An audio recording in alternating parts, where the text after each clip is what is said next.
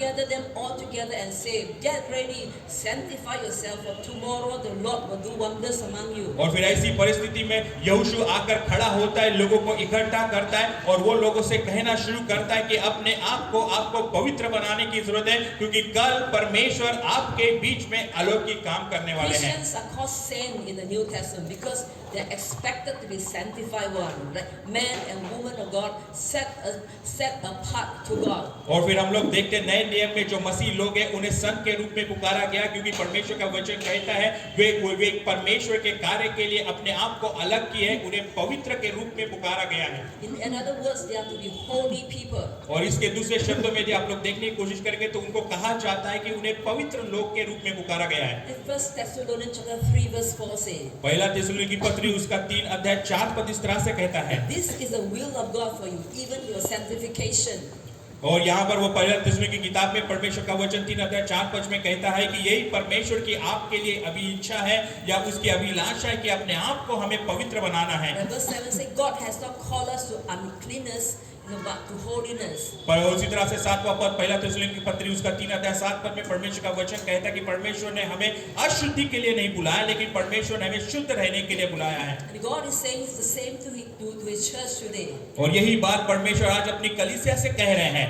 Sanctify yourself, purify yourself, consecrate yourself, for tomorrow the Lord will do wonders among you. और आज के समय में परमेश्वर अपनी कलीसिया से यही बात कह रहे हैं कि कलीसिया तुम्हें अपने आप को पवित्र करने की जरूरत है, अपने आप को शुद्ध करने की जरूरत है, अपने आप को अलग करने की जरूरत है, क्योंकि कल मैं तुम्हारे बीच में अद्भुत कार्य करने वाला हूँ। And it begins with personal holiness. और इसकी शुरुआत होती है व्यक्तिगत शुद्धिकरण के द्वारा।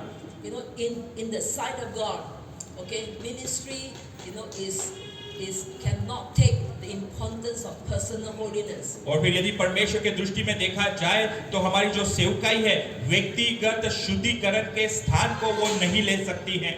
Personal holiness is more important, all right, than our ministry or harvest or anointing or gifting or whatever. Right? Personal holiness is more important. You know, will please God more than any other things. और फिर यदि आप लोग देखेंगे तो परमेश्वर का वचन हमको बतलाता है कि हमारे अभिषेक, हमारे वरदान, हमारी सेवकाई उससे बढ़कर सबसे महत्वपूर्ण बात परमेश्वर की दृष्टि में यदि कुछ होगी तो वह व्यक्तिगत शुद्धिकरण। So Hebrews 12:14. और इसीलिए इब्रानी की किताब उसका 12 अध्याय 14 पद में परमेश्वर का वचन कहता है, we are to strive to be holy, pursuing the holiness without which no one can see the Lord. और इसलिए वो वचन हमको उत्साहित करता है कि हमें पवित्रता के पीछे लगने की जरूरत है, पवित्रता को मांगने की जरूरत है, क्योंकि उसके बिना हम परमेश्वर के करीब नहीं जा सकते। Amen. Without holiness, no one can see the Lord. और परमेश्वर का वचन कहता है कि पवित्रता के बिना कोई भी परमेश्वर को देख नहीं पाएगा। You see, God has, you know, got a new level for your life to go. और परमेश्वर ने आपके लिए आपके जीवन को आगे बढ़ाने के लिए एक नए स्तर को आपके सामने रखा है। There's greater anointing that God has in store for us. परमेश्वर ने हम सभी के लिए एक नए उत्तम अभिषेक को रखा है। There are more souls that are coming into the kingdom of God. और बहुत सारे श्रोते परमेश्वर के राज्य में आने वाले हैं। With the greater opposition, with the greater right attack of the enemy, with the greater, you know, a spiritual warfare that we're going to get into, all right, with the greater kind of challenges ahead, you know, but God, you know, but there's nothing that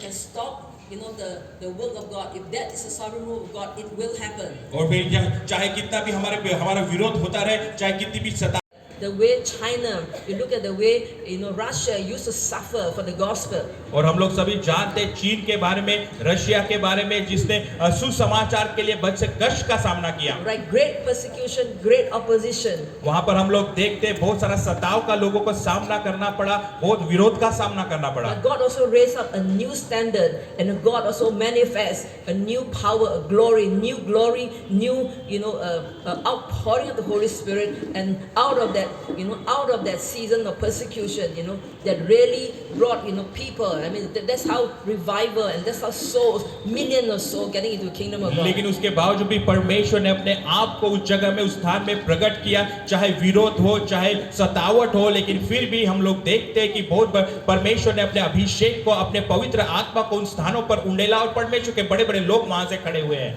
You see, as we move into the end time, right before the Lord come to receive us as His bride, there will be a more distinct between the sheep and the goat. और फिर अंत के समय में जब परमेश्वर का आगमन निकट होगा और जो वहां पर हम लोग जब उनका आगमन होगा वहां पर सबसे प्रमुख बात की जाएगी वो है कि भेड़ को मेष से अलग किया जाएगा. In the difficult time, it is going to be as a pastor you will see, right, the distinct between in your church between the sheep and the goat. और फिर आने वाले दिनों में विशेष तौर से जब आप पासवान होने के नाते जब अपने सेवा क्षेत्र में कार्य करते हैं, आप देख पाओगे विशेष तौर से कि किस तरह से बकरियों को मेष से अलग किया जा रहा है. Those who are willing to be faithful and persevere to difficult time, and these are the people that will go to the greater sanctification. और फिर ऐसे लोग जो कठिनाई के समय में परमेश्वर के लिए निरंतर खड़े, परमेश्वर के लिए निरंतर बरकरार है, ऐसे ही जन आने वाले दिनों में उस पवित्रीकरण की प्रक्रिया से गुजरेंगे. So what does it mean, to be sanctified? और इसका अर्थ फिर क्या होता है कि पवित्र बनना या पवित्र बने रहना, उसका अर्थ क्या होता है? It is a process of becoming pure and holy, just as God is pure and holy. और ये इसे हम लोग देखते हैं उस प्रक्रिया के रूप में जहाँ पर अपने आप को लोग शुद्ध करते हैं, पवित्र करते हैं, जिस तरह से हमारा परमेश्वर शुद्ध और पवित्र है. Sanctification started upon our salvation. और हमारी जो पवित्रीकरण की जो शुरुआत होती है वो हमारे उद्धार के समय से चालू हो जाती है. You get saved from your sin and then you have to be sanctified. और जब आप अपने पापों से जब आप शुद्ध किए जाते हैं या आपके पापों से आपको आजाद किया जाता है, उसके बाद फिर हम लोग पवित्रीकरण में चलते हैं. So sanctification is a process in which you become more Christ-like. और फिर हम लोग सभी जानते हैं कि पवित्रीकरण एक प्रक्रिया है जहाँ पर आप और अधिक रीति से यीशु समान बनने लगते हैं. In Leviticus 20 verse 26 it says, levy व्यवस्था की किताब उसका 20 अध्याय 26 पद में परमेश्वर का वचन कहता है, You must be holy because I the Lord am holy. आपने आपको पवित्र बनाने की जरूरत है क्योंकि मैं यहोवा परमेश्वर पवित्र हूँ. How can I be made holy? कैसे किस तरीके से मैं अपने आप को पवित्र बना सकता हूँ? And this is the way Jesus prayed to the Father for us. और इसी तरीके से हम लोग देखते हैं परमेश्वर यीशु मसीह ने परमेश्वर पिता से हमारे लिए प्रार्थना की. He said, and I give myself, this is what Jesus said, when he prayed to the Father. And I give myself as a holy sacrifice for them, so that they can be made holy, by your truth. और वहां पर परमेश्वर का वचन कहता है, वो यीशु मसीह परमेश्वर पिता से कहते हैं कि परमेश्वर पिता मैं अपने आप को पवित्र